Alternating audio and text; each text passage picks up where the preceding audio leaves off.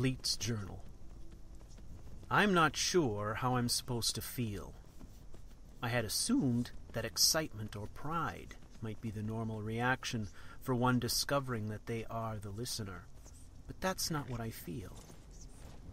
If I had to describe it, I guess I would say serene, perhaps resolute. But there's something else. Prior to my communion with the Night Mother, the path before me was visible as if through some sort of diaphanous film, but now?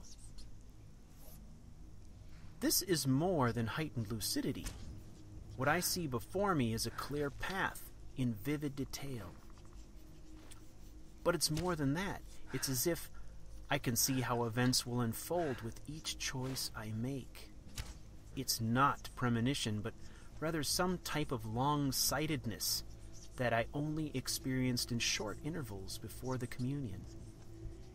It's like a part of my mind that was closed has been opened to me. I am Cimmerian, the listener. It is my duty to save this dying brotherhood. Astra's delusions of control are sad, but I will allow her to maintain her title for now. I will assert my authority as listener to reinstate the traditions that made us strong. Those that cannot conform will be purged. These ideas will be recorded as doctrine. We are the progenitors of a new and more powerful breed of assassin. My obligation as Cimmerian is to pull the Brotherhood from the brink while establishing the rock upon which our descendants will build. Burn it down, indeed.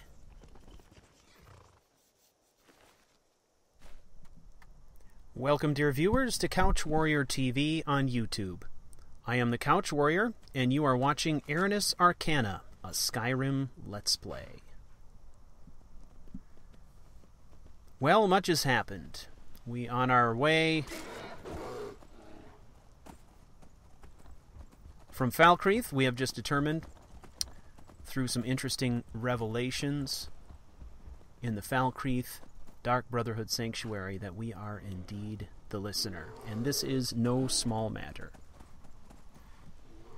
So, where are we going now? Well, at this point, that is a bit of a question.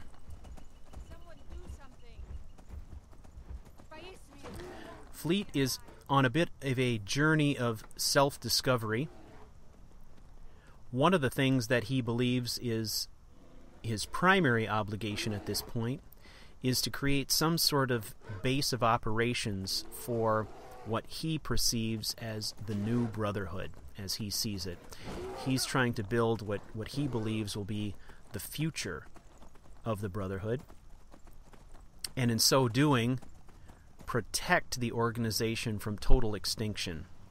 So, essentially, his belief is that he sees a divide in the Dark Brotherhood and senses a coming battle in order to be prepared for the possibility of a war within the organization. He's going to establish a base of operations, a place that he can work from, a place he can call home, someplace secure, and from there he will operate. He will do what he needs to do. And that will also be the jumping off point for many of his coming adventures or missions. And these will be missions that he'll be establishing for himself. He'll be setting some goals and determining what needs to happen next for his plan to proceed forward. One of the things that he's going to be doing for sure is he is going to be starting to go out and acquire items of power for the benefit of the Brotherhood. And I will be elaborating on this more in coming episodes, and these are things that will, I think, be very clearly explained in some of the journal entries that we'll be looking at in the very near future. So right now we are on the road, somewhere in between Falkreath and Helgen. And this episode is going to be approximately 40 minutes in length. It will probably take us as far as Helgen, possibly Riverwood. I'm not exactly sure. We'll see how it plays out. Last time we were in Helgen, we did not encounter any bandits. It was too soon for bandits to have come back and sort of repopulate the fort there. But I'm guessing that we are going to encounter a significant number of bandits there now, and that is something that Fleet will not take kindly to. So we will probably be taking on some bandits in Helgen, and depending on how long that engagement takes, that'll sort of determine where we finish up here. Right now, we're dealing with some of the random stuff that you find along the road here. We have a bear. We encountered a bear that I sort of used to my advantage, trying to draw bandits down into an encounter with a bear. That was marginally successful at best.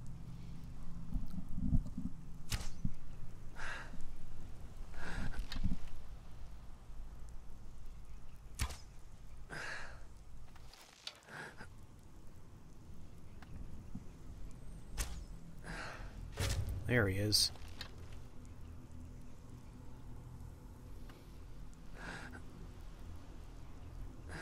So we got a couple of bandit stragglers left here. I'm really trying to eliminate these guys and just get in and figure out what is in their camp. The road that I'm on right now is carrying us from Falkreath almost directly north up into Helgen. And I'm looking to clear this road out before I continue the journey, so I've ditched my horse in what I believe is a safe location, and I think I've used all the NPCs and creatures I could find around here, so it's pretty much left with just me and a couple straggler bandits. Fleet has no love of bandits. He despises bandits. Fighting bandits is something that he relishes. So we are going to deliver the killing blow here as soon as we can.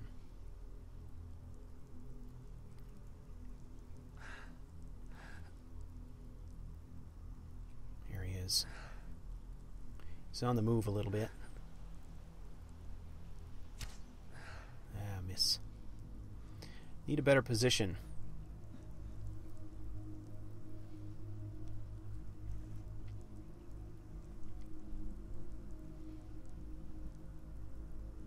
Where are you?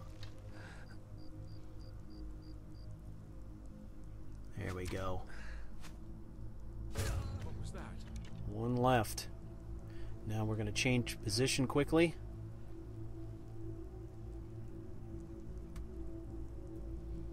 Wait for the right shot opportunity.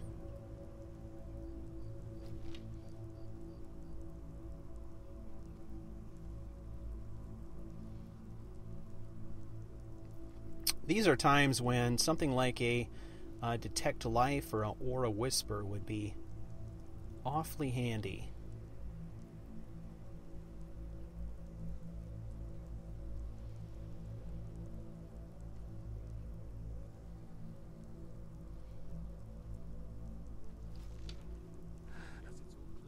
All clear.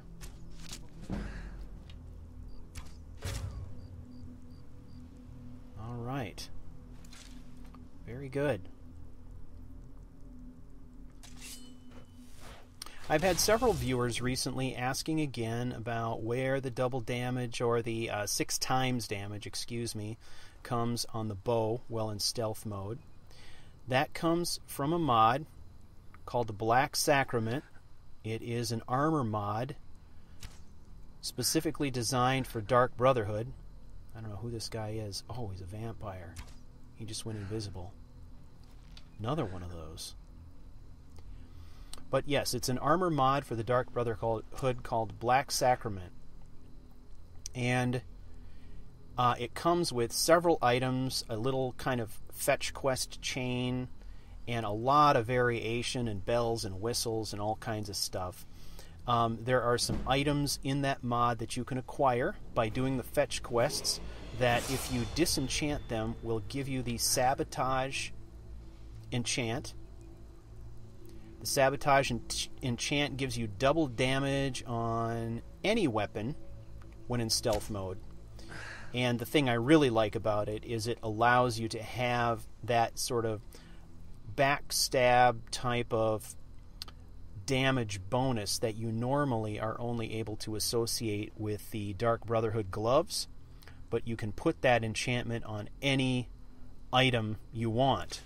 So for me, that one was a must. Because I really wanted to have my own outfit, my own gloves, and I didn't want to miss out on that double damage. That was something that I always found annoying about the vanilla game when I was playing on Xbox, was the fact that I couldn't do that. So that's where that comes from, folks.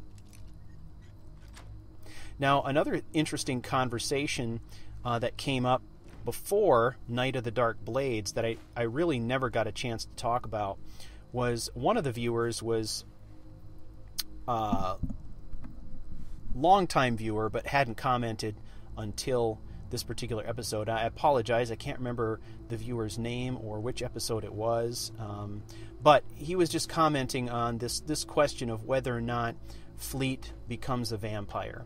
This is something that we've discussed many times, and the one thought that he had was that it would be a great way to sort of bring an even darker tone to Fleet's persona. And you know what? I love dark in the storyline as much as the next guy, but at this point, a lot of things in the story are kind of leading us away from this direction of becoming a vampire. And I'm not saying that that's definitely how things are gonna wind up, but that's kind of the way the story and the background of this character, that's the direction we're being led if we follow the story and we're kind of true to the way that we've been playing things so far. Now, there's some other ideas that have crossed my mind about this, and I do know that, Fleet is becoming a darker personality. The question becomes then, how does that darkness manifest itself in this gameplay? And there are a number of ways to do that, and you are going to see some of that in this episode. I was very, very excited about this episode. I am in Chapter 7.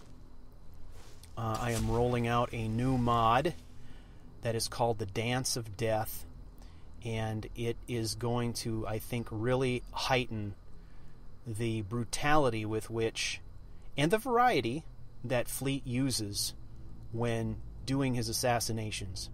So let's take a look. Where are we at right now? We are level 31. We're going to invest in stamina. That brings us to level 32. And there are a lot of ways that we can go here. Illusion we've been investing in heavily, and will continue to do so. But I'm not entirely convinced that that's where I want to invest this time around. One of the things that I've been talking about in episodes past is this idea that we're interested in becoming a little bit better swordsmen. And we've gone to the pains of creating a sword now. We've got a really great looking sword. And I think I'm interested in using it more. So as a dual wielder, I'm going to, I think, invest in a perk in dual flurry. That'll increase my damage output.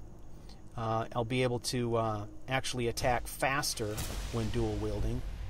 Fleet is definitely a dual wielder. So we'll see if we can put this into practice. Alright, we got bandits here. Fleet is on the attack in Helgen. We are going to do some serious damage and mess up these bandits. Okay, hiding by the door. Two guys walking patrol. Fleet is going to let the first one pass, and we are going to jump the second in line. Here's our opportunity. We're going to roll in, take them out. Now, with quiet casting, illusion perk, we are going to pop the bow. We're going to put one down range to keep his attention down there, and then we're going to put one in him. Be done with it. Done. Right, now we're going to proceed in here. We've got, there's a guard posted at the top of this tower.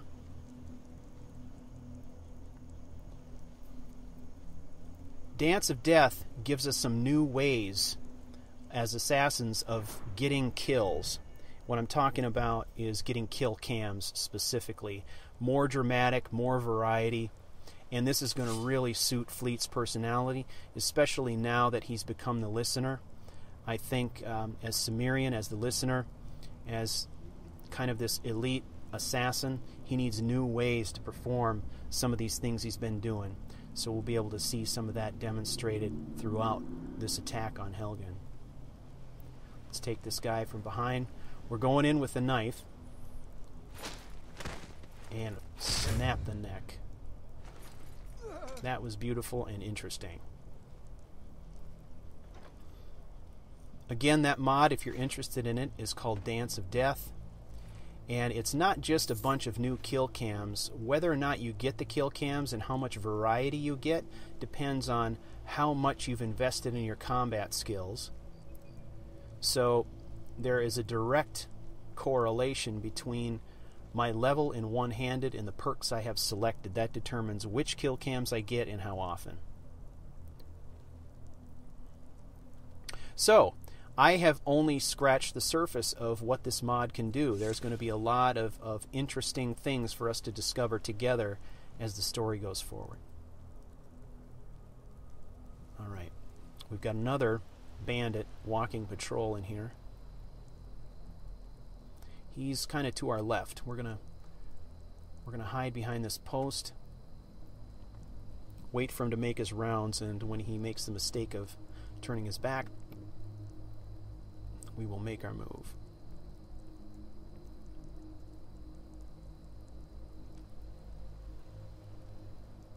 Alright, there he goes. Go to the knife. Ah, that was a good one. That's an interesting one. Grab by the back of the collar and pull them into the blade, severing the spine.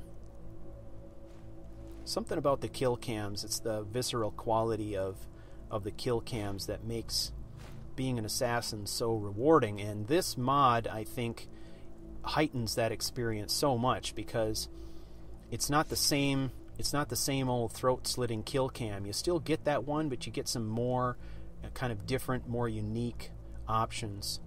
The tackling and neck snapping was one I had never seen that before, and that was really amazing. But I think this brings a new layer of darkness to this character, and it makes him feel more like the killing machine that we all believe and know that he is, based on past experience. Alright, let's see who else is a threat here. My objective is really to get inside Helgen and see what's going on in there.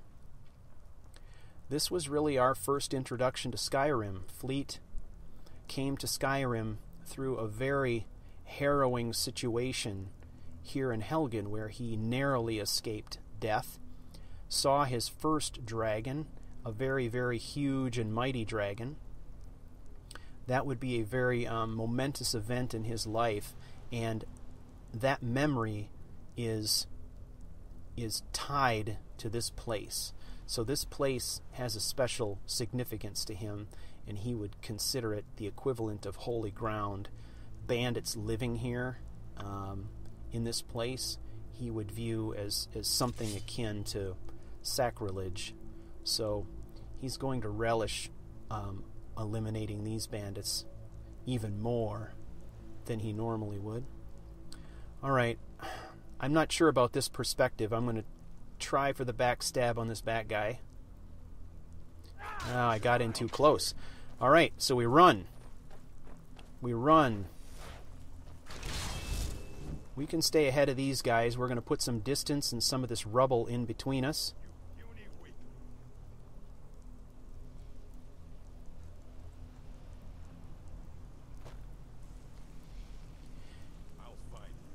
Actually, it's interesting. This is something of a direct application of Cimmerian's doctrine. When the enemy is strong, let them believe you're weak. when they're emboldened, let the enemy believe you're scared. We run away, but in the course of running away, we make them complacent. When they let their guard down, we've changed position, and we attack not only from a different location, but using a different technique. Alright, let's see if we can line these guys up, bring them in the doorway. One of them is ready to go at any second. There he goes. Done and done. Who says that? Whose line is that? Not Fleet's. I like the line, though. Alright, now we are on the approach. Okay, we've got one to deal with in this courtyard. He's a mage, so one shot, one kill is what we're looking for here on the walk.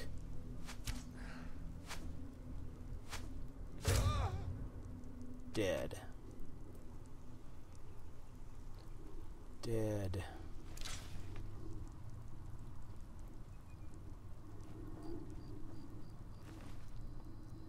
Alright, got a lockpick, some other trash, and we are in.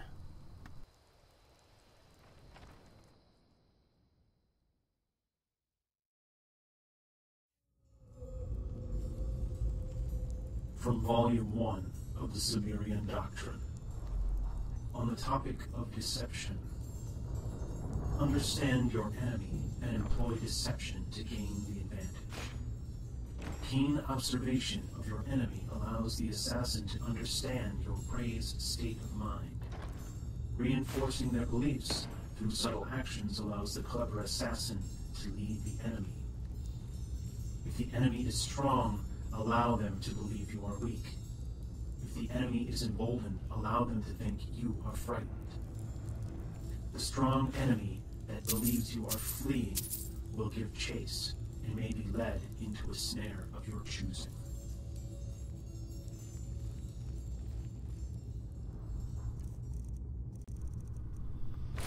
Okay, we are in. Now I am getting rid of some of the garb. I'm soaking wet, absolutely soaking wet from all the rain out there. So I've gotten rid of the hood and jettisoned the cloak. Figure, at least from a roleplay standpoint, that will make Fleet more maneuverable.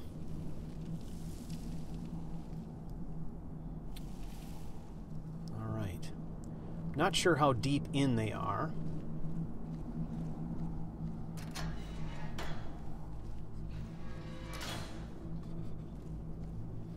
On these circular staircases, I like to actually ride up along the walls here. Every once in a while you can find an enemy and jump them from above, or get them to pass you.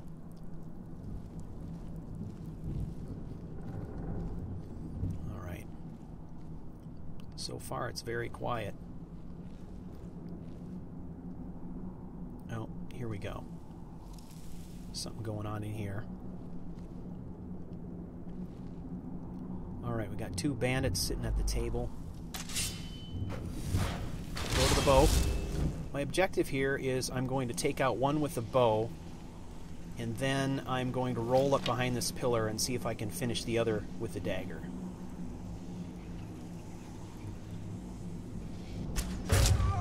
Yeah. Through the ear. Okay, we roll up here behind the pillar, and we are going to bide our time here.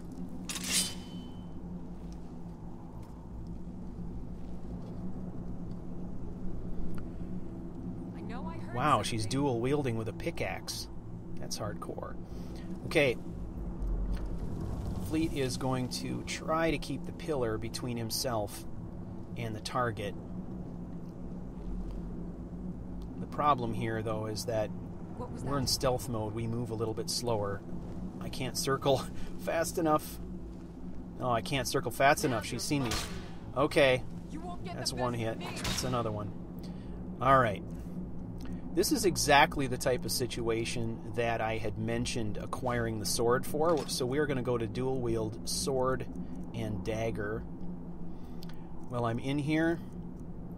We'll take back some of the health we lost.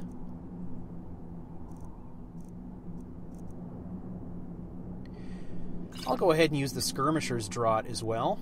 That'll give me a little bump on the armor rating. I've not invested any skill points whatsoever in that. So let's get a little distance. Dual wield. Bam. Nice.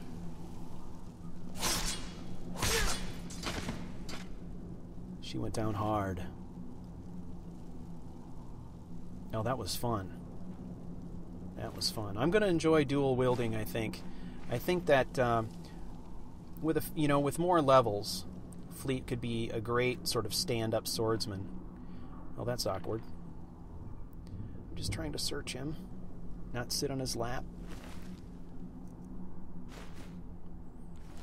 All right.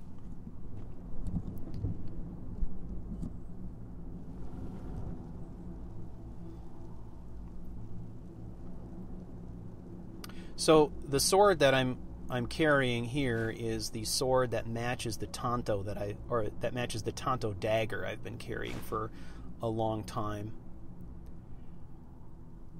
The sword is also... I did it again. Man, I must really like this guy. I keep giving him lap dances. Okay, so it's the sword and the dagger are both part of the Black Sacrament armor set that I was mentioning earlier. I just love the look of them. They seem kind of elegant. I like how they're sort of modeled after a katana, but they're a straighter blade. Not the curved blade. Not that I don't like the curved blade, but something about the sort of straight kind of chopping action of this elegant-looking blade makes it seem a bit more savage. And they each have this little barb or hook on the end too, which is sort of an interesting implement. So I think there's a guy in this cage. Yeah. All right. We're going to see what happens if we just attack him from stealth with a sword instead of the Tanto. I'm just curious. Okay, nothing. We got a one-handed level, though. That's good.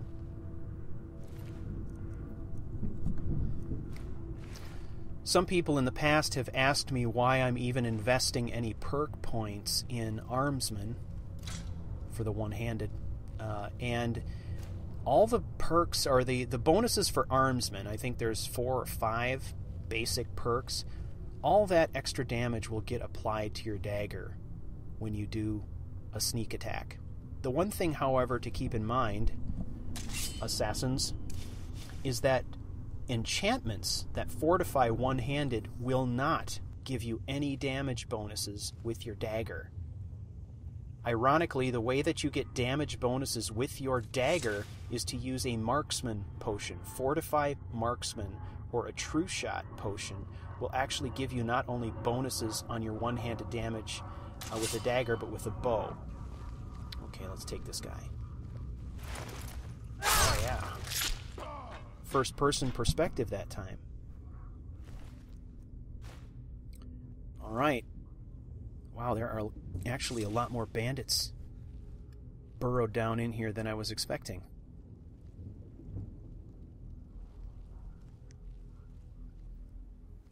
But we are making short work of them.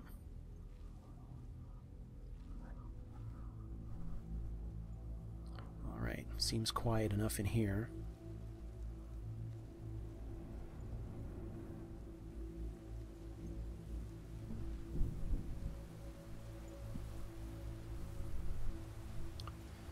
Okay, we've got a chamber coming up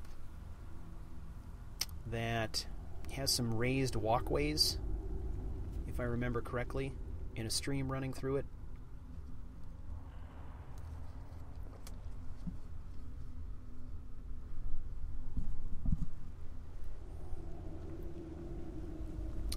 Yeah, here we go. All right, let's do our surveillance. Stay in the shadows. Okay. Right now I can see 3 enemies. 1 standing down below us. 2 on the platform. across. We're going to take the dagger and try to quietly remove this threat down below us here by the pillar. Jump down the opposite side of the stairs. Come in. Nope, no kill cam there. But look at that. Times 30 sneak attack damage. Good God. Alright. That leaves us with 2 left. And they're walking patrol kind of in single file.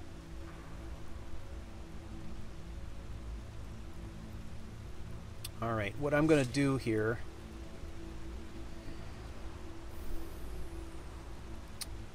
I'm going to wait for them to come back, and when they make their turn, I'll roll in and try to get the one in the rear of the line. If it works, then I can take out the one in front at my leisure. If I botch that attack, like I did last time outside in the courtyard, then we will make a run for it. We'll book it out and regroup. Okay, they make their turn. This attack gives me trouble sometimes. See? Now I got 2 licks in. Now we book it out of here. See, they're trying to hit us with arrow shots, but we're moving fast enough that they don't really have a chance. So we're going to put a little distance. I'm not sure how far they'll chase me, so we'll put a little distance here. Tuck ourselves in a dark corner. See if they pursue. Okay. I feel fairly comfortable coming out quick because I've got a narrow firing lane. Even if they did see me and I didn't have surprise, the barrage of arrows that I would fire down that lane would be so crazy that they wouldn't stand a chance. So we'll put one in the wall here. Draw them out if they're close. Nope. They've gone back to their pattern, I think. Yeah.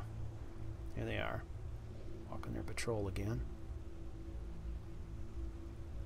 See what we can do here from range.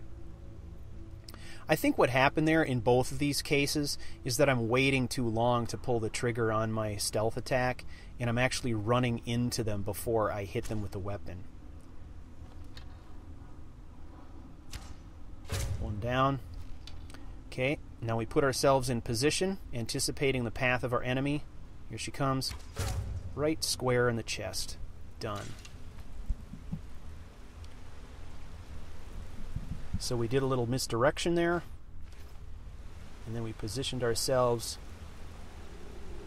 in the path. That gives us plenty of time. We can relax, we can take aim, we can get ready for the shot and allow them to walk right in to our sight line rather than trying to track them. Okay, here we got a guy sitting on this bridge. Let's try something different. I think this calls for a little throwing knife action. Got surprise. So we'll try a throwing knife on this guy.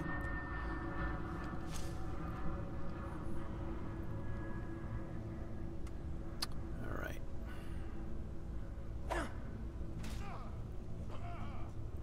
Three times damage.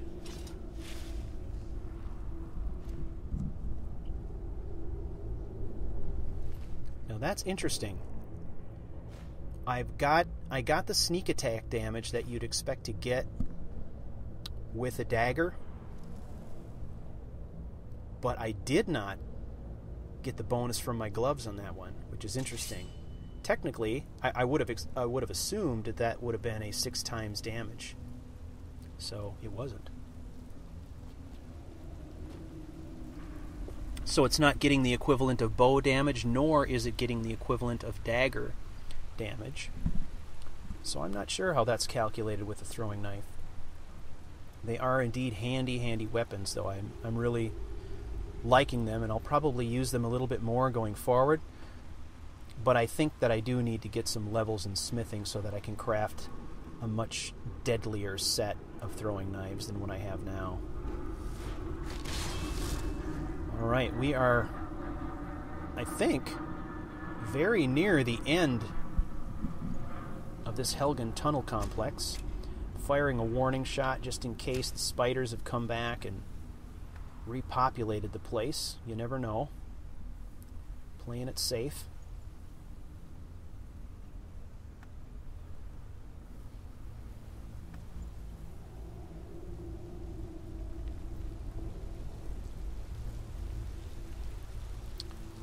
All right, pretty quiet.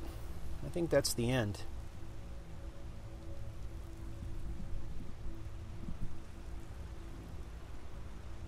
Oh, we got a spider. May as well get rid of him. Easy enough to clean up that mess.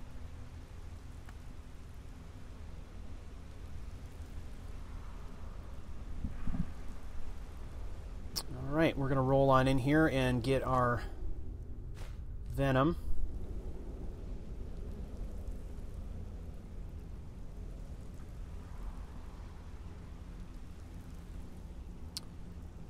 I think that's it.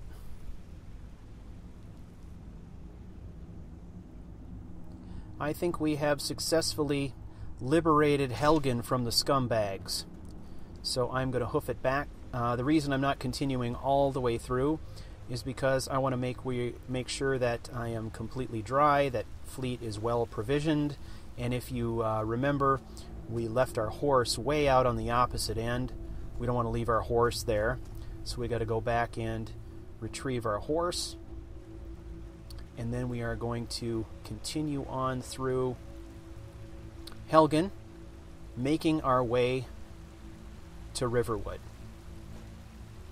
The next episode, Chapter 7, Part 2, we are going to establish, finally, Fleet's player home.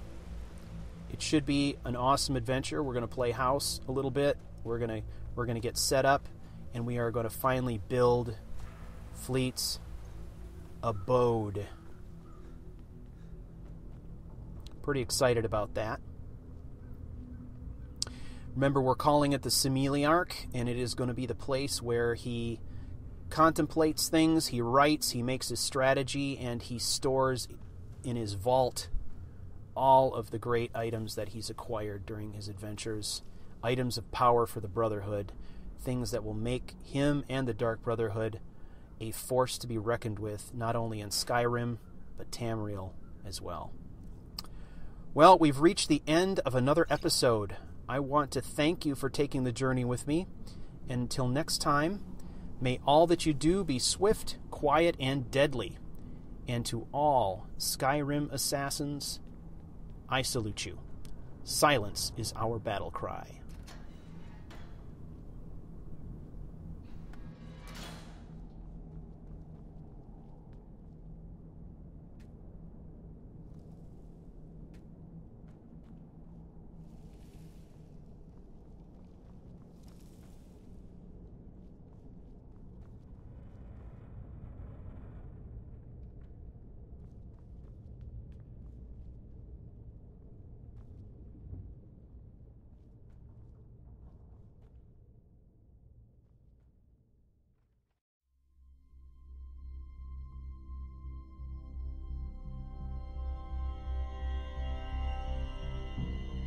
You've been watching Aranis Arcana, a Skyrim Let's Play. If you liked this video, please rate, like, and subscribe. For more information on this and other CouchWarrior broadcasts, visit me on the web at www.couchwarrior.tv.